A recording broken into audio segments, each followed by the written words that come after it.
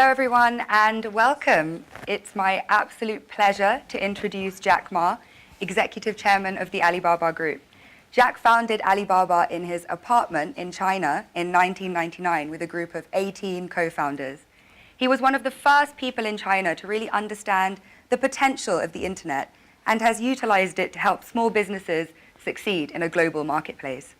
Today, the Alibaba Group is the largest retail and mobile commerce company in the world, with more than 500 million consumers shopping on its marketplaces and tens of millions of businesses selling their products. The company has directly and indirectly employed created more than 30 million jobs. And Jack says the company is just getting started. He has ambitions of creating 100 million jobs and reaching 2 billion people. Jack also has a long history with the World Economic Forum. He first came to Davos in 2001 as a young global leader. He sits on the board of the World Economic Forum, and he recently joined the board of Global Shapers. We are so lucky to have Jack with us here today. Thank you so much for making time for the young communities within Davos. And can I please ask everyone to join me in giving Jack a very warm welcome. Thank you.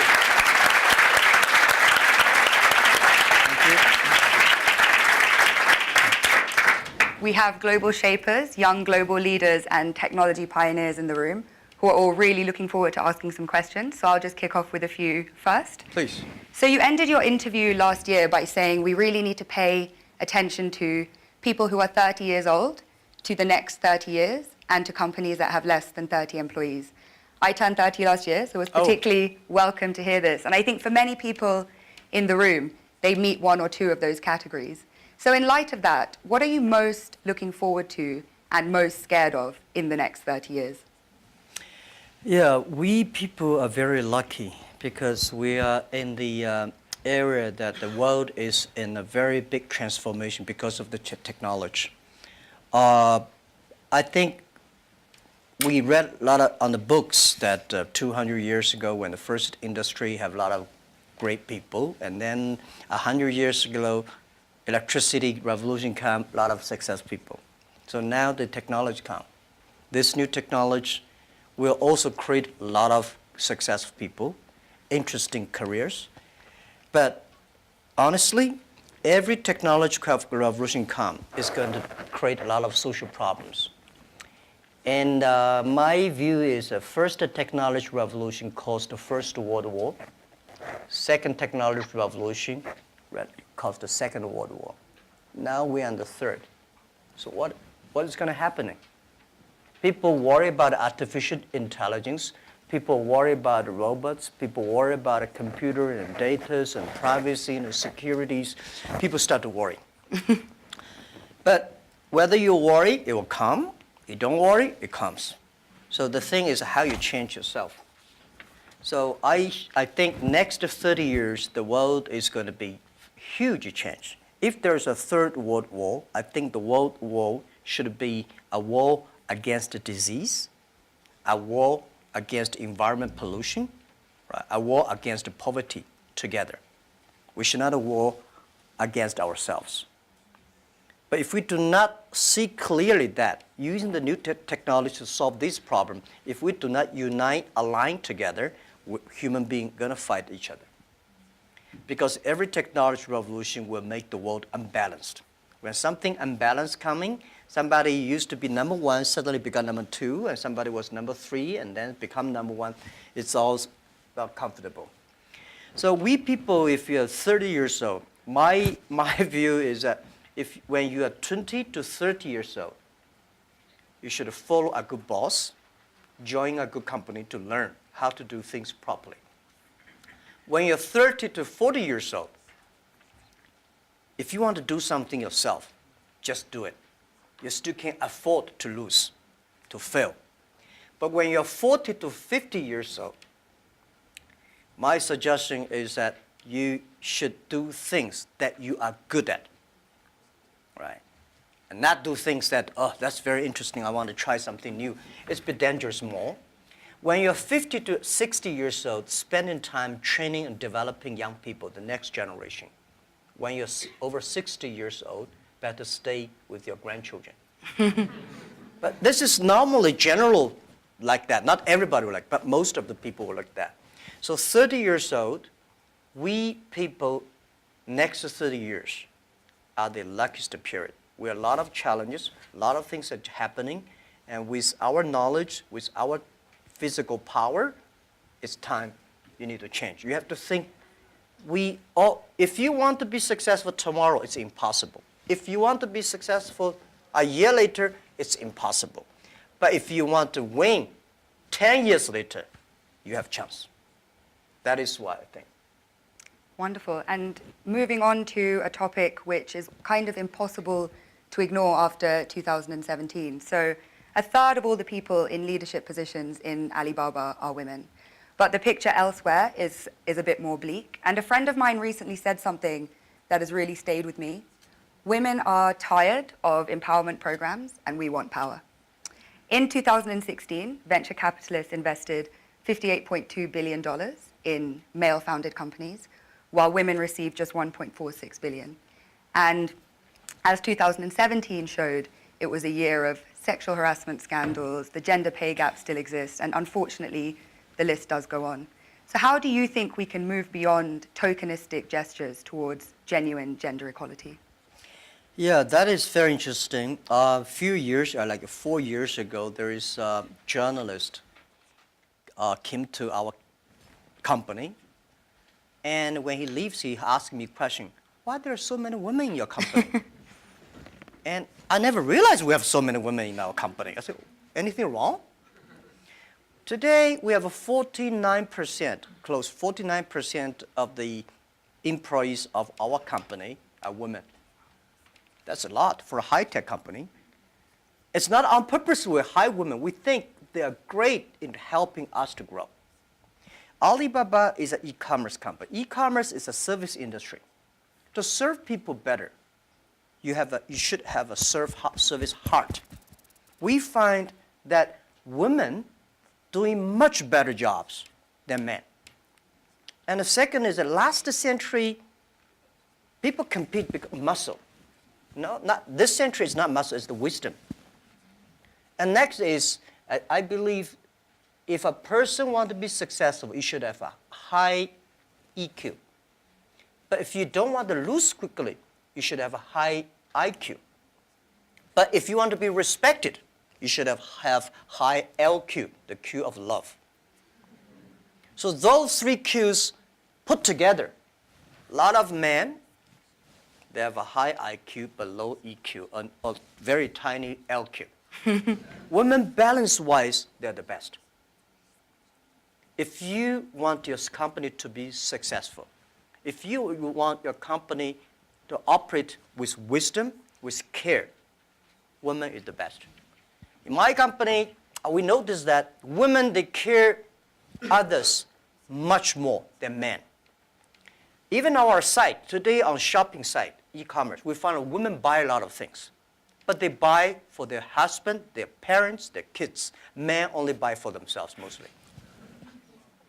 Because you care, that makes you the difference. So we have 49% of the colleagues in the company are women, and close 37% of the senior management are women. We never feel anything wrong, and women, they sacrifice more. When they love it, they believe it, they continue to do it. So I think one of the secret sauce for Alibaba to be successful was successful in the past 18 years because we have so many women colleagues. And the other thing is that we feel so proud. And most of the time you see I go out, I never realized that when we count always 50% of women with my delegation, my team. Because we never think they're women, we think they're great colleagues. So if you try to say, now we got too many men, so we have to put some women inside, that's a disaster for both sides. So what would your advice be to companies that operate a little bit more on that quota-based system but seem to be not making progress or not having such kind of representation? When you have a quota-based, you must have a lot of women. You will never reach that.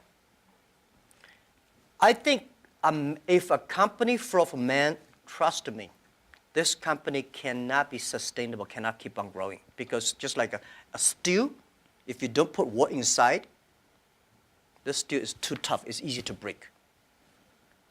So when you have a woman and man in the same company, when something happens, the women are for example, one of the values for our company is that the number one value is customer number one, employee number two, shareholder number three. This is everywhere I go. Wall Street did not like my point, but this is what I said, you know.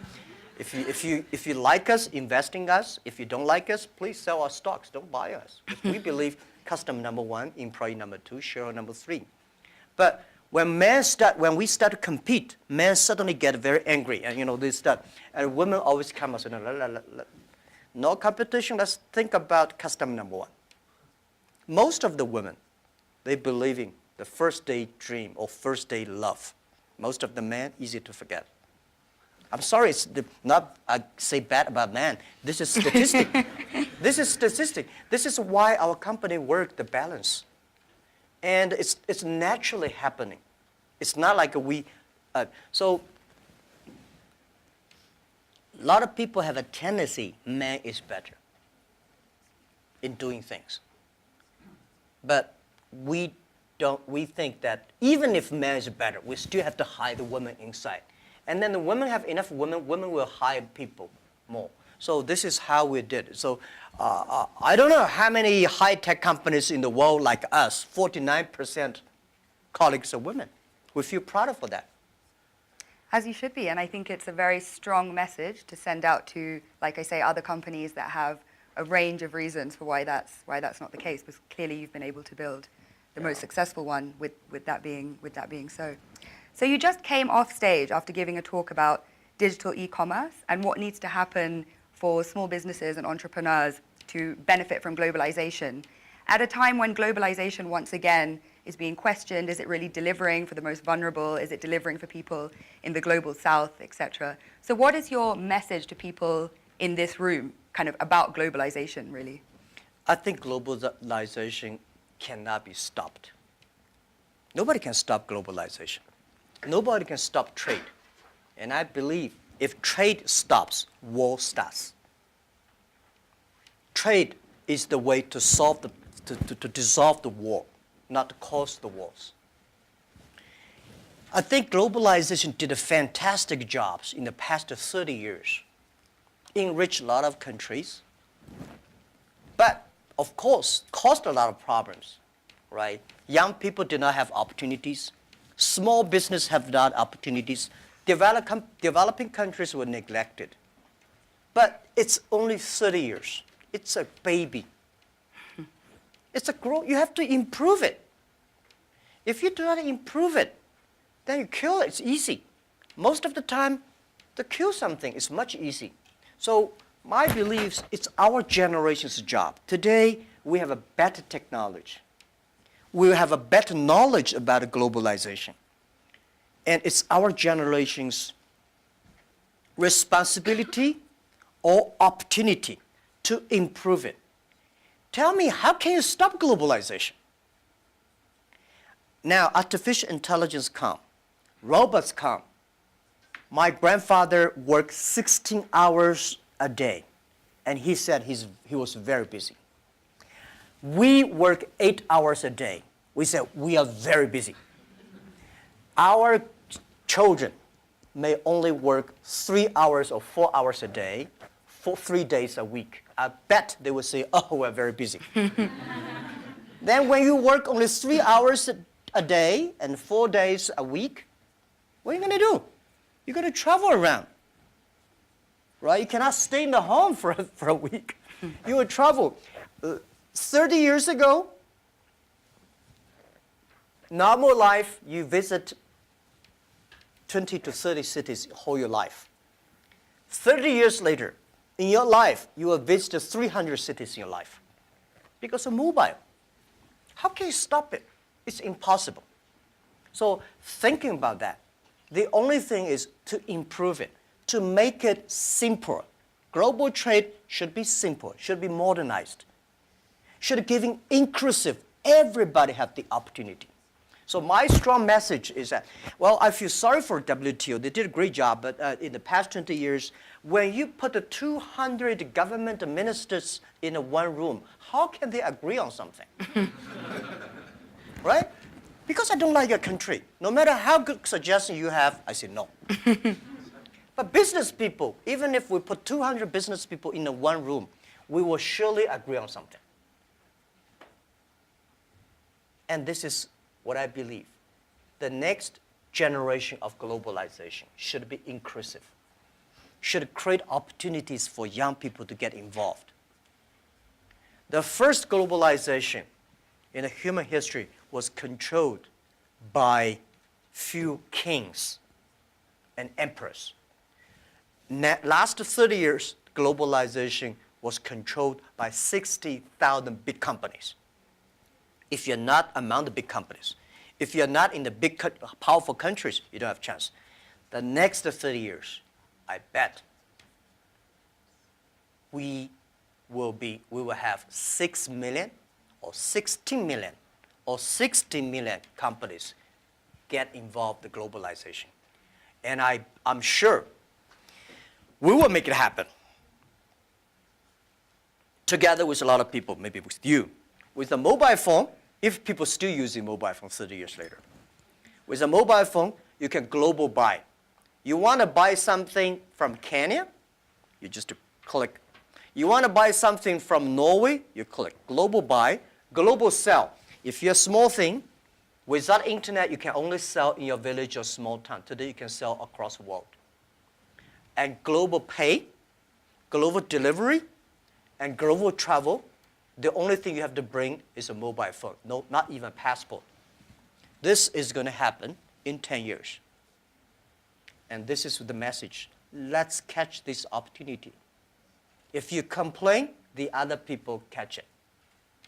If you catch the opportunity, embrace it now, you will be the next Alibaba. People like me, I was born in a very poor family. I never got a great education. I failed all the examinations. For what reason, I don't know. But later, I realized I don't have money. I don't have technology. I don't have a lot of good backgrounds. We have a rich uncle or something. No. The only thing I competed with my people, the young people, is let's compete for 10 years later. This is what I believe 10 years later will be happening. So everything I do for that goal, I know 10 years later, this thing is going to happen. So prepare for that. Because I know if I compete with him for next month, no chance. So this is how my message is. It's a challenge, but it's an opportunity. And it's the opportunity for people like us. This world, the most difficult thing is to convincing a successful people. When you tell him, this is a great opportunity, he says, no, forget it, right? I've been doing this for 30 years. But for people like us, we're looking for opportunities in order to survive. So we will do anything to be creative. So this is the message. 30 years, it's an opportunity for us. It's a challenge for those people who are 60 years old. If they're 60 years old, not discrimination, but it is tough for them. And maybe says something about how we need to look at government as well in terms of more young people entering and doing policy making.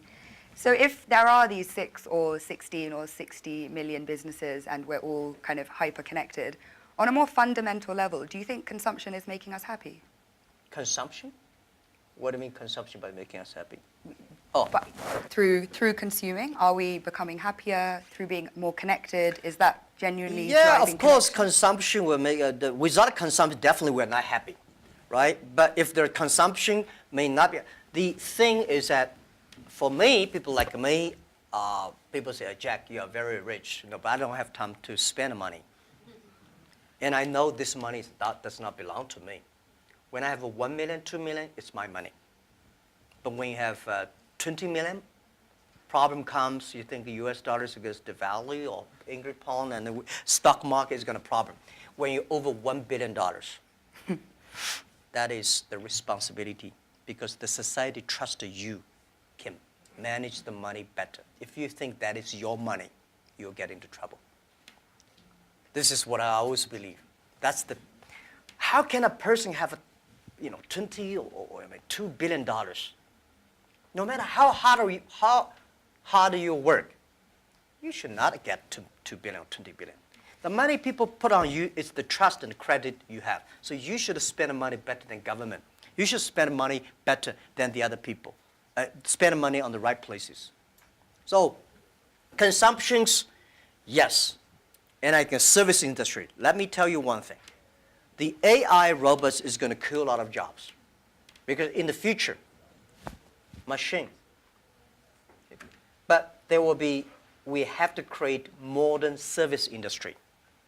Service industry is going to have. Service is got a lot about consumptions. So doing the consumptions, service industry has huge hope.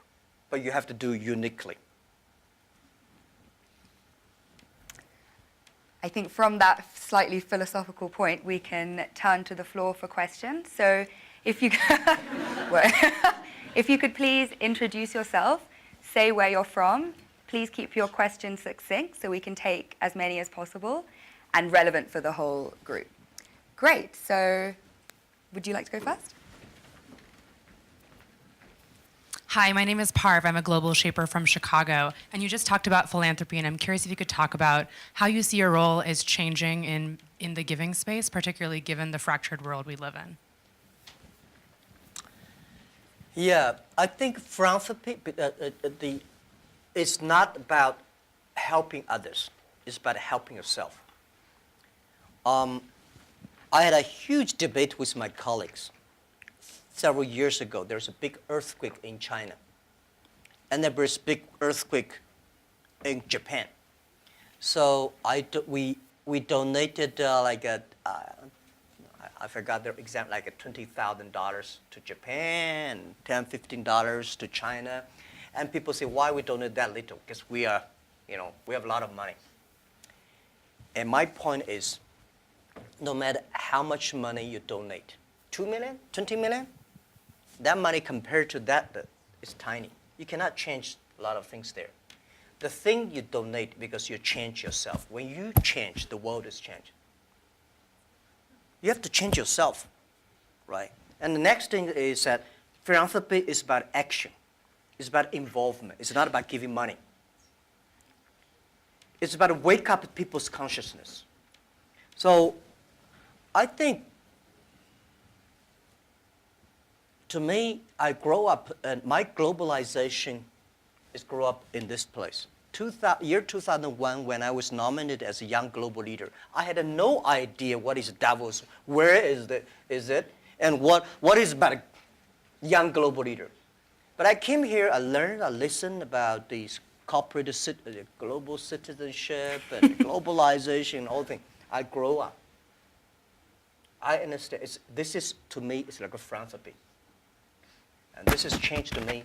This I told Schwab, that every time I come to Davos, I want to spend time with young people. Because I benefit from Young Global Leader early days.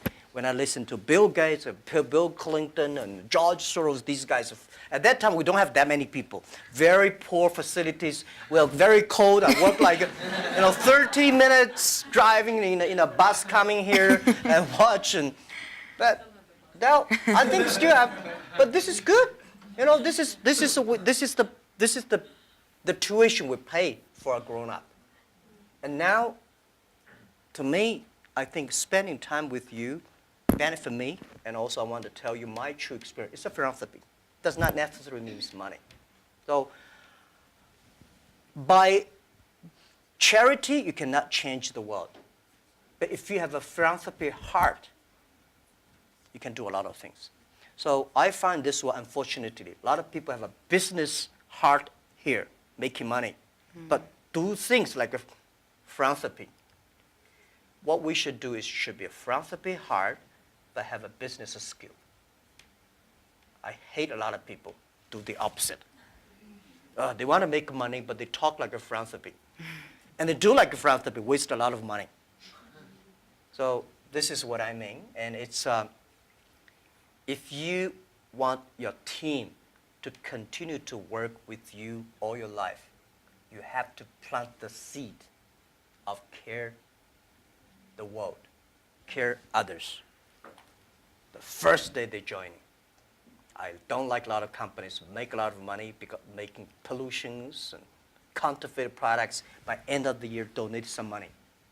This is no good. Business, the philanthropy idea should be buried into the business model. That's, yeah. Philanthropy of heart, I think, Yeah. a message that young people can take forward. Please. Hi, my name is Iman. I'm a global shaper from the Jeddah Hub in Saudi Arabia. My question is, as a young boy, did you envision that your life would be like this? Did you have intuition about this? And if so, do you think the belief helped in achieving such great success? As a young boy, I never thought, as a young boy, even today, I never thought I would be here. Honestly, I never thought. But as a young boy, when I look back, every problems I met when I was a kid benefited me. I failed so many times. People probably know that I'm applying jobs for so many jobs, over 30 jobs, all rejected, not even got a chance. 24 of us were interviewed for a KFC job. 23 accepted. I was the only guy rejected. 6 people went for looking for a police job. 5 accepted. I was the only one. My cousin and I applied job as a server in a 4-star hotel in my city. We waited a long queue for 2 hours. He was accepted. I was rejected. So my mother looked at me, but I know this is a training course for me. Before my 30 years old, I'm a failure. People lose, but I never give up. I think there is an opportunity there. And then I was a teacher later. I graduated from university. I was a teacher in the university for 6 years. Number 5 year, I was elected the best teacher of my university, elected by students. So I said, everything I taught my students are the things I learned from books.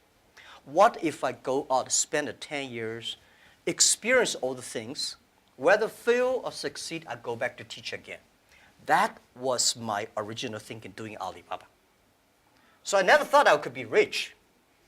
I never thought I would be successful. I never thought we could survive for 18 years. And then we made it. The only thing that today we should do is share the experience and know-how, especially share the mistakes, suffers with others. My thinking is that, you guys remember, if you want to be successful, learn from the other people's mistakes. Don't learn from the successful stories. Successful stories they make, don't listen to that. There are a lot of reasons behind it. Just like I remember the first time Harvard Business School came to us, say, Jack, we want to write a case study for you. That's years 2001 or 2000. They came, they spent 1 week, and they write a report, and I read, I said, this is not me. And they said, this is you. I said, no, this is not us. He said, this is you. So they make up his sign, and the case study go up, and they start to teach in a lot of universities.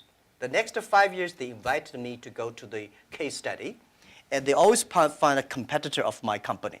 And after every case study, Alibaba will die, that company will succeed. All the students agree. And actually, every 5 years, all the competitors die, we still survive. So how can you study this kind of a successful story? Learn from the mistakes, the other people. No matter how smart you are, you will encounter these mistakes. You learn from mistakes not because you will be able to avoid mistakes. You will able to, when these mistakes come, this suffer comes, you know how to deal with it, how to face it. The book I want to write, if I if I want, if I can, is Alibaba 1001 mistakes.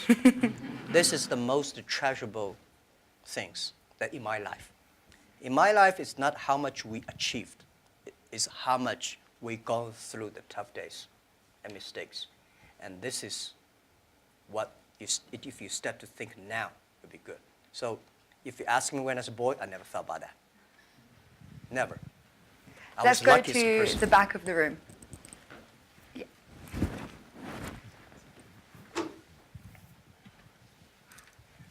Fan Lin, YGL from Shanghai. I know that you recently spent 100 billion RMB in deep tech research. I just wonder how you think of the future of deep tech and how that's going to influence humanity and creativity. Yeah. Thank you. I think technology, as a company, we invest 100 billion RMB, which is like 150, right? Or 15, no, yeah, 15 billion US dollars on researching for the high tech. As a company, I hope in the future we gain our profit because of our technology, not because of our size. So we have to invest in technology. But I don't like this kind of, there's a debate. Artificial intelligence, big data is going to threaten the human beings. I think artificial intelligence should support human beings. The technology should always doing something to enable people instead of disable people. When steam machine comes, when cars comes, people hate it. You know, today we think car is good. When the automobile when first was designed, people hate, especially this car, this horseman, right? They destroy every car they can see. So I would say, people like us, when we have the money, we have the resources, we have the young, all the excellent young people, we should spend money on the technology that enable people, empower people, make life better. So this is what we want to invest.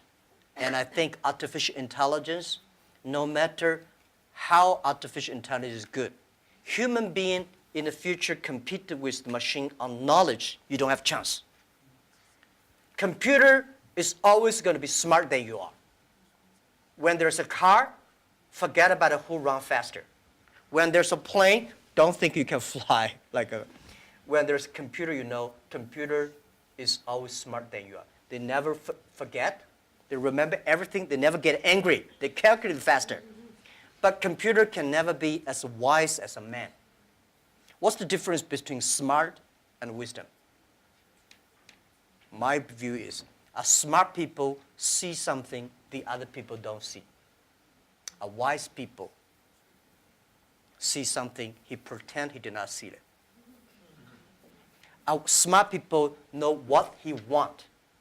A wise people know what he doesn't want. A wisdom, the person with wisdom knows, only you know I don't want this. Then you know what do you want.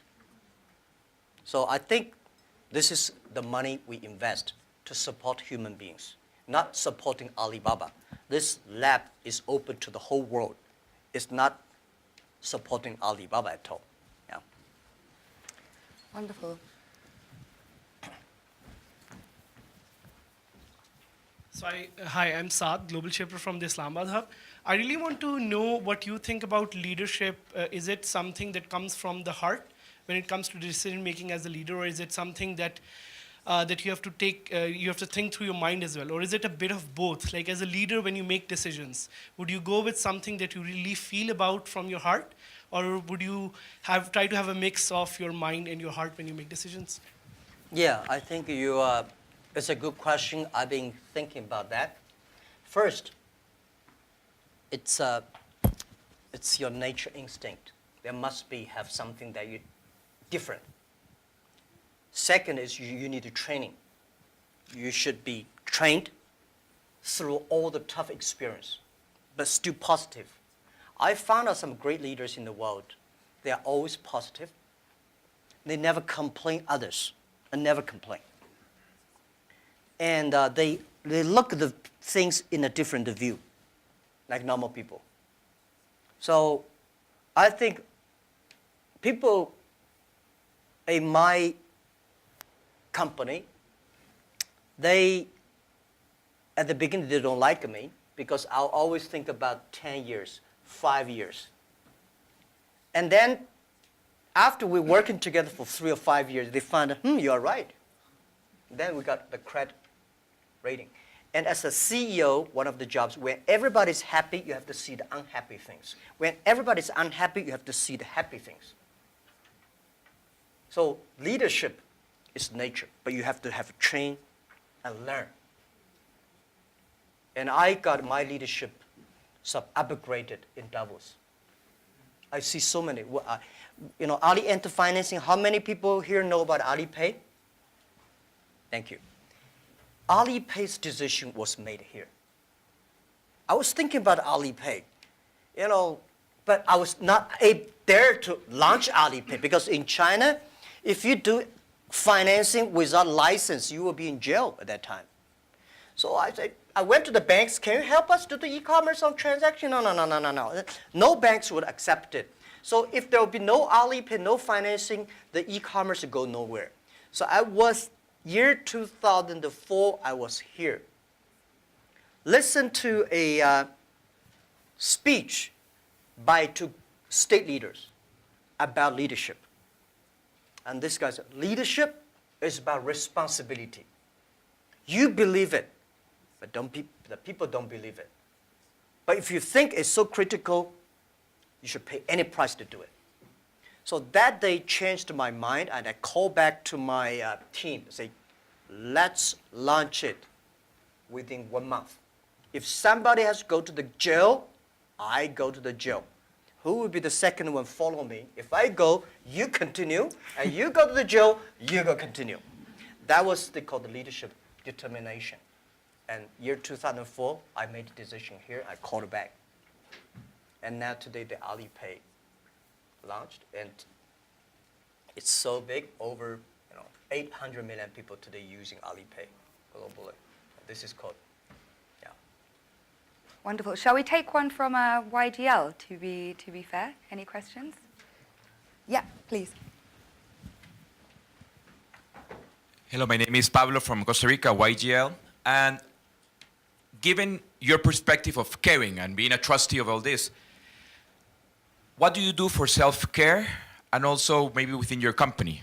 Because earlier on, often you can cut through sleep or other things in a silly way, and you realize that if you plan for the long term, one also has to take personal care, be either mindfulness or prioritizing better. And how are you doing this, and how do you promote that in your company?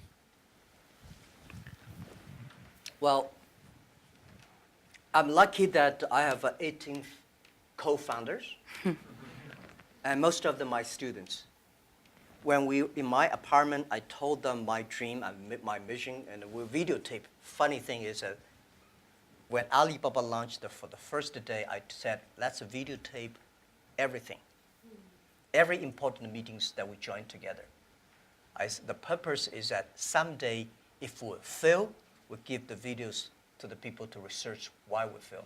If we succeed, give the videos to the other people. So we have almost a whole house of videotapes. So the first videotape, I speak for 2 hours, and those guys look at me, okay. So that's what you want to do?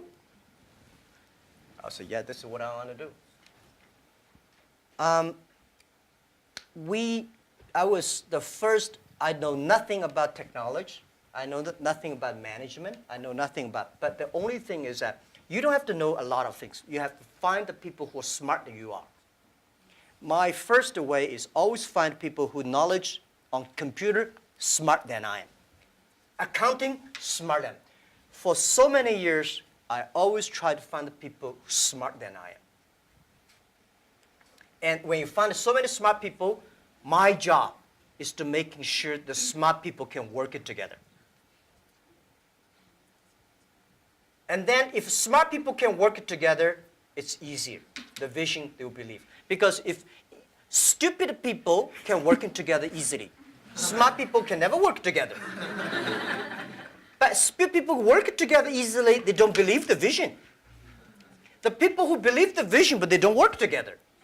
So very important is finding smart people, and my job is two things. Making sure they work together. So the culture is important. Long term, you should be ideal with great, strong vision leader, but you should also have to survive today. If you don't survive today, you're gone. So the best way to promote your company is not you. It's not me as the CEO. The best way is your product, your services, your employees. The best product of your company is your employee. So I spent a lot of time, early days. For the first 2,000 employees of Alibaba, I speak everybody for 1 or 2 hours when they're joining. I said, I will never promise you will be rich. I never promise you will be promoted. But I promise you'll suffer. I promise you will have a terrible life, and right, and all the terrible things I promise when you join this company, right? But good things. If you promise good things, you are misleading them, because I cannot promise myself. We know this is the future, but we are not sure that we will be there. But if we don't work together, we all will lose our job. So that's the thing. And they do always say, and I think I've experienced this myself, if you knew how hard it would be, would you do it? And it seems for you, a key part of leadership is leaving the ego at the door and being willing to hire people better than you, who you can then kind of empower to carry out your vision. Yeah. Wonderful. Yeah. Hi, I'm Iman from Global Shaper Jakarta Hub. How does your experience of being a teacher influence how you run the business today?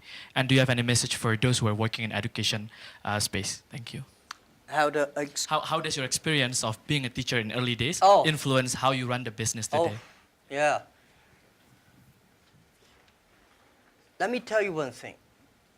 I never thought I could be a CEO. I never thought later I'd become a good CEO. One of the things I learned is from teachers. As a teacher, very important character of a teacher is the teacher always expects his students better. I want this student to become a banker, that student to become a mayor, that guy is a scientist. This is all teachers want. If you don't have this kind of thinking, it's a terrible teacher.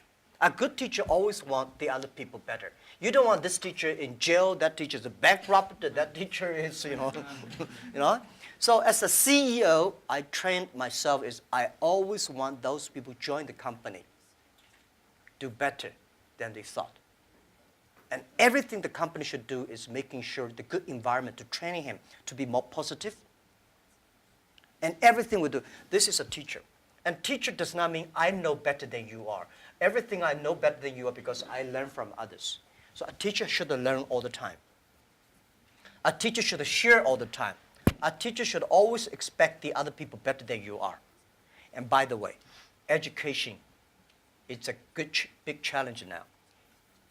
If we do not change the way we teach, 30 years later we'll be in trouble. Because the way we teach, the thing we teach our kids are the things the past 200 years is knowledge-based. And we cannot teach our kids to compete with machine who is smarter. We have to teach something unique. That is, machine can never catch up with us. In this way, 30 years later, our kids have the chance. I hope I answered your question.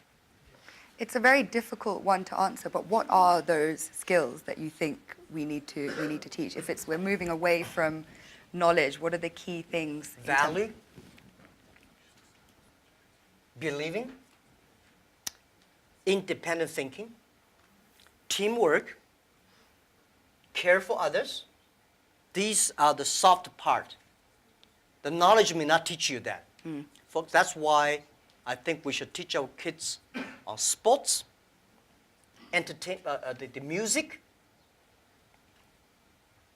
the painting, art, to making sure humans should be different from everything we teach should be different from machine. If the machine can do better, you have to think about it.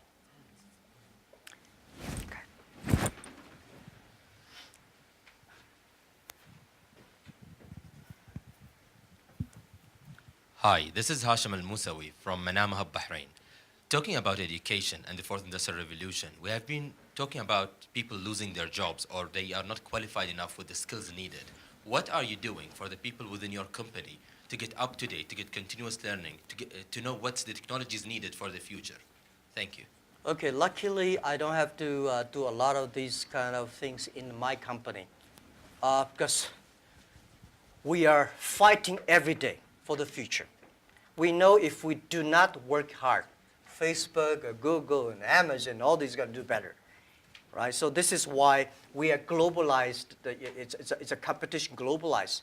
But we know that it's not about technology competition. All the people today, not like 18 founders, we only have 2.5 people are engineers. Today we have more than 25,000 engineers. They are all smart people. They do much better job than the 18 years ago. But the only thing I want to making sure that these people have a philanthropy heart. Because the data we have, the technology we have, if they do not have a great heart inside, we are going to make disaster for the world. Google, Facebook, Amazon, Alibaba, these companies, we are the luckiest company of this century. And we have the if we're lucky, we have the responsibility that we should have a good heart to do something good. But on the other thing I want to say is about that making sure that everything you do is for the future. For example, you know about Singles Day? Singles Day, shopping day, November 11th is the day we created. Last year, that day, we sold 25 billion US dollars for one day. And for the first minute, over 70 to 80 million people rush inside to shop on the mobile phone. So you have to making sure the system is good enough. We have to finish 270,000 transactions per second. Can you imagine that? 270,000 transactions per second. If we do not have that kind of computing capability, the whole system will crash because we have several 100 million people waiting to pay the money. So this technology, we know why we do this for one day, because we want to test the technology. This technology should be inclusive.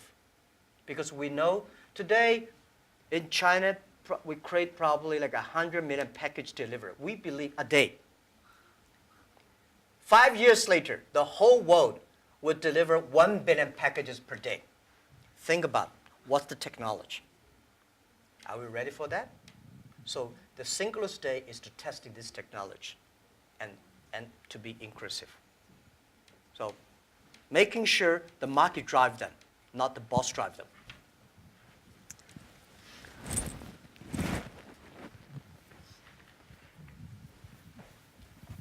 Thank you, Harry. Thank you, Jack. Jesus Cepeda from Mexico, from the Monterrey Hub, Global Shaper. We have been talking a lot about our generation, and I really like the conversation about 30 years before, 30 years after. Actually, I have been hearing these days that we haven't had this snow in 30 years here. So the question is going to a quote of Professor Schwab. He said a couple of months ago to the Global Shapers that we're the first generation that is going to suffer about climate change, and we are the last one that can do something about it. So with your teaching passion, what are the 3 things that you are saying to educate the 10 million employees or the 100 million employees or everyone who's looking at this video to develop an environmental mindset, a spiritual mindset, a non-fragmented world mindset? Okay. First, let me say this. Every disasters, the environment disasters, is a reflect of human heart today. Because when we need too much, we destroy a lot of things. I think the human being today, the past 200 years, because of knowledge-based technology or knowledge-based training system, all we want to do is get more. We want more things. We go to the moon, we go to Mars, we go this, we always outside looking. We human beings never inside looking. If you don't have the inside looking, you will never be wise. If you're not wise, you never know what you don't want. Today, human beings get much more than they expect they should have. So the environmental pollutions, the whole thing happening is because human beings become greedy, become arrogant. So this is why the big data, the data technology is trying to understand the inside of human. What is data? Data is the human behavior. A lot of people, trust me, the machine will know you better than you know yourself. Have you seen some movies? Some gamblers. You know, they're great. They look at the eyes. If he got a good card, this eyeball will shake. But normal people don't see it. The machine see all the details. Machine know you better. So what I would say is that in the data period, human being next to 100 years, human will try to understand inward looking. We will see a lot of ugly things of ourselves. When knowledge-based outward looking, you see the ugly things of the others and good things. When you look inside looking. This is Chinese philosophy. Chinese people, our believing is always inside looking. We're supposed to have inside checking every three times a day. But not really. If you can really do that, you can do that. Then you'll be good. So for environment, you're right. If we do not make action, take action, all the money you make will spend in the hospital, medicine. Our kids will be in big trouble. So let's fix it. And first fix our heart, fix our know-how, and fix our belief. When you have a belief, when you have a religion, when you have a value, it's better. So I think this is what concerned me. This is what I think the young people should always have, the value, the mission. If you have something you believe in your heart, then it will be different. This is what next 30 years education should be focused on. We have time for one last brief question. Karuna?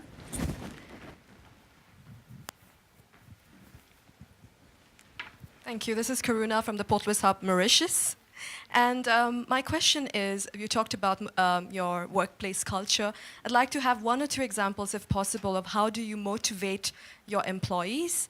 And I'd like to throw in a last question is, how much do you sleep? Because this is such a controversial topic and I keep hearing different versions. Thank you.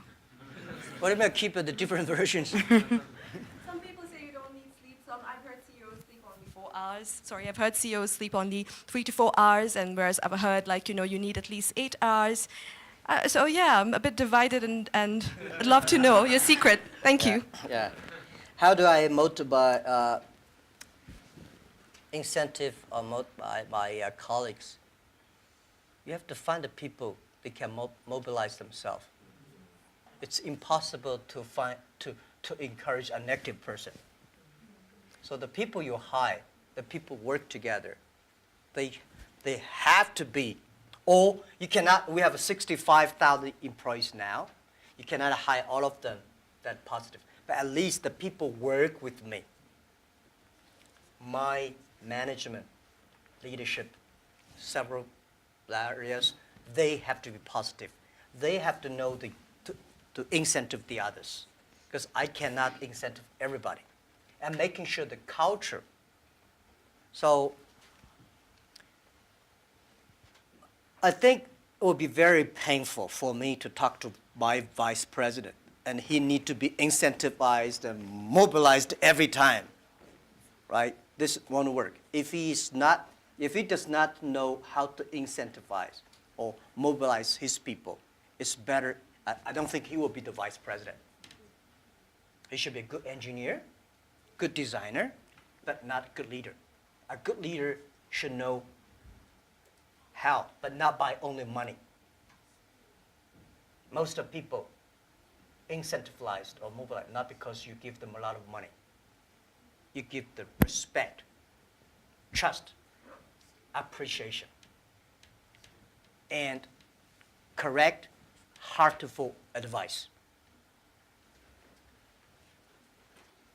When you come to my meetings, internal meetings, you will be shocked because we are not like a lot of the other Chinese company. The boss say, everybody listen, take notes, and go down. We are like a war room. We make decision based on whose voice is louder. Right? Early days, we fight and talk, and then making sure everybody speak up. Right. So this is also a way of mobilize and incentive.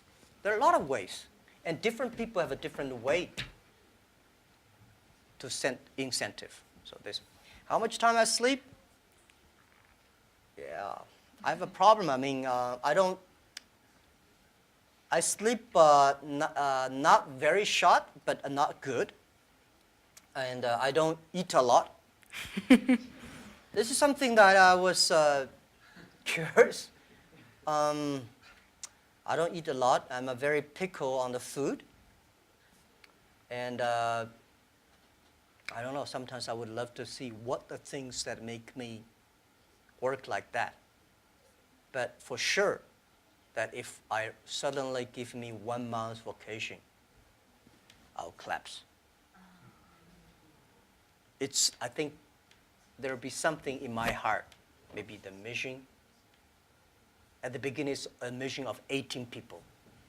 Today, we have 65,000 people. They all believe the mission. So if I give up, I can give up my position, but I should not give up the mission. If I give up, everybody say, hey, no.